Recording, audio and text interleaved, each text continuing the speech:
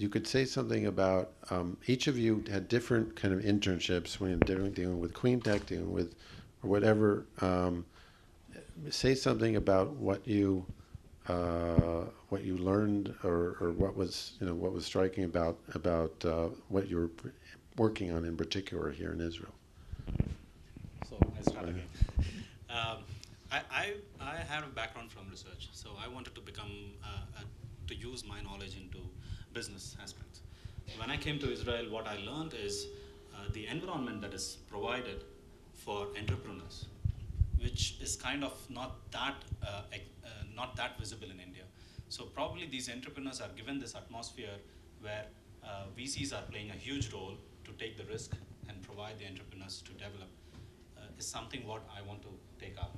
Provide incubators where new ideas can be promoted to a level where it could be marketed.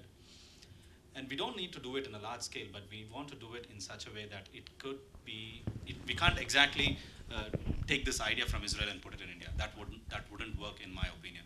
What would work is to somehow modify this in a way that it would be useful for India and where it can survive in India for a long term. Innovators are there. There are people who can think. There are people who have ideas. But how to bring it to market and how to make it big is something that we need to do. Because in India, we don't look for an exit plan when we make an idea. We always want to make it for the next 100 years. That's why you see huge empires of businesses in India. So that's the biggest advantage we have, the way we think about it. So what we need and what I think should I take back from Israel is how to create this kind of atmosphere in India where things can change in the same way and provide more entrepreneurs per capita. And also, on the other hand, I realized being in Israel is there is less awareness for the Westerners towards Asia, whereas the reverse way, the Asians are more aware about what's happening in the Western world, how the things are in the Western world, but the reverse is not happening. And this needs to be somehow promoted or exposed more, either by the Asian countries or by the Western countries to somehow, we talk about globalization, but if you look at a minuscule level, there's no much awareness that is happening. Because in my program, I see many of my friends, they don't know what India is about, what the food is about, what the culture is about. They had so many questions. We need to start thinking about innovating together and for those markets and those worlds. And the only way to understand them, we're never going to understand them the way you do. That's why we need to partner. But we need to understand them enough so that we can partner, which means going and experiencing it a little bit at least. In India, the model of going and selling your product doesn't work. You have to go there, have a joint venture, and then explore the market. And this is how it's going to work, which is maybe new for Israeli, because in an Israeli entrepreneur, he goes to a Western market, he sells his product, makes money, and comes back the next day. This won't work in India. This model might not work at all. You have to go there, make a joint venture, use the local culture, use the local people to sell your products, to go ahead in the market, penetrate the market, and then sustain it for a longer time. It might be a bit slow, but the benefits are quite huge. One thing I think giving me the most impression is how the entrepreneur here, for me, like just to sit on the deal floor, I look at the company coming and see how they made it to the stage where they can, pitch a venture capital firm is where it all started, and sort of answer the question that what really drives the innovation and entrepreneurship.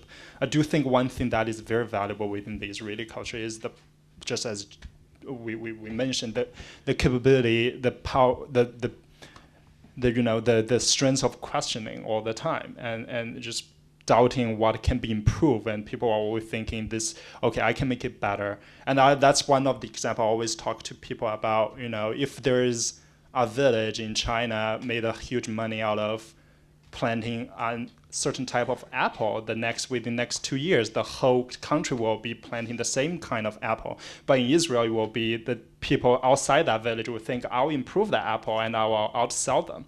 So that's what I've been thinking. What really drives innovation, especially under the current context everywhere around the world, is talking about innovation.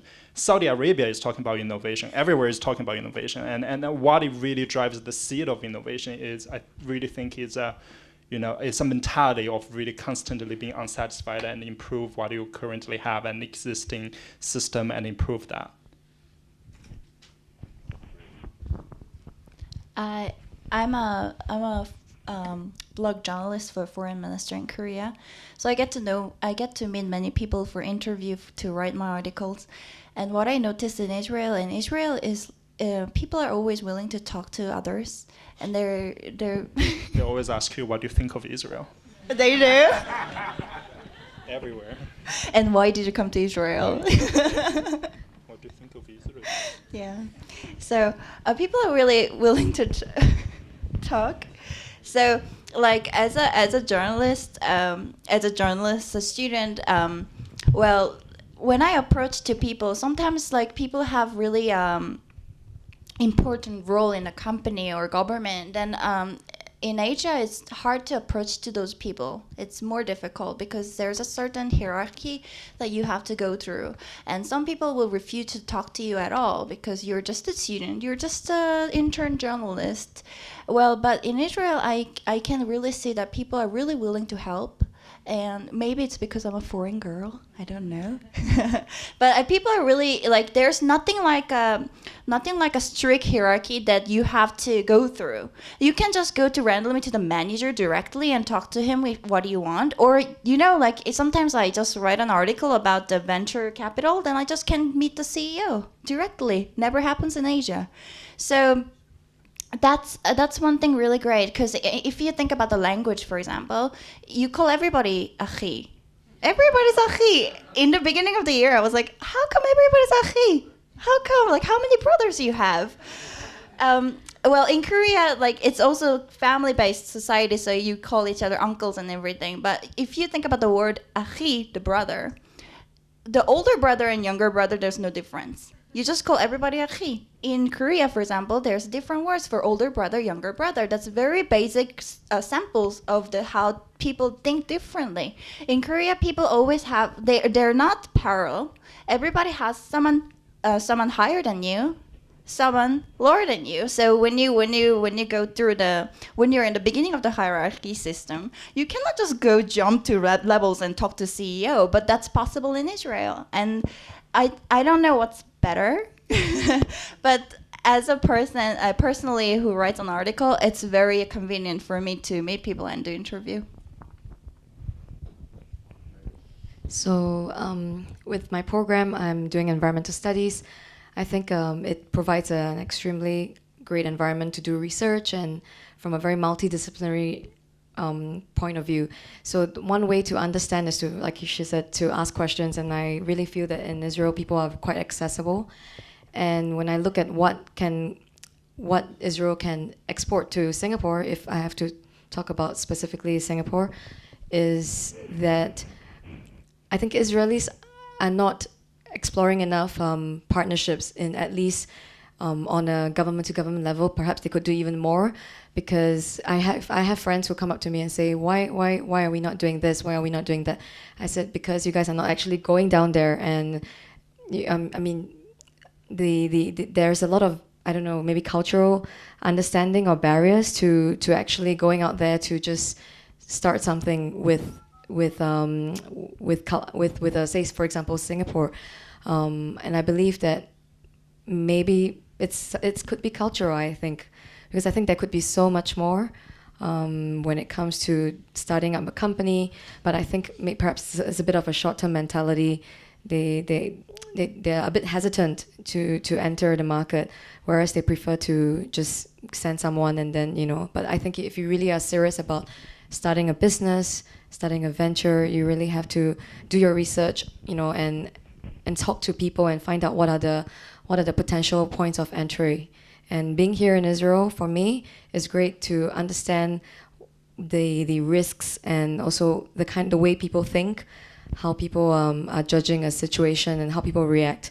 So I think, for example, like 2 weeks ago, I had a couple of friends who came to visit Israel. They actually invest in agricultural funds. So the first thing that they did was to take a tour in the farms in Israel. And they all came back. They actually stayed here for 2 weeks, and they really had a great impression of the country, of the technology that was available here. And I think this is something I think Israelis have to do even more on a larger scale, so that they can find even more partnerships with Asian partners. Yes, well, I think that's critical. That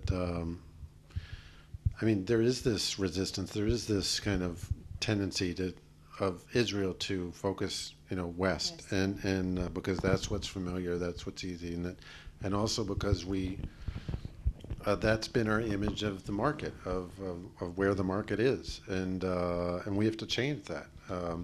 And that's why what you're doing is so important, and this connection, what the Israel Asia Center is doing is so important because for Israel, we need to start looking in another direction.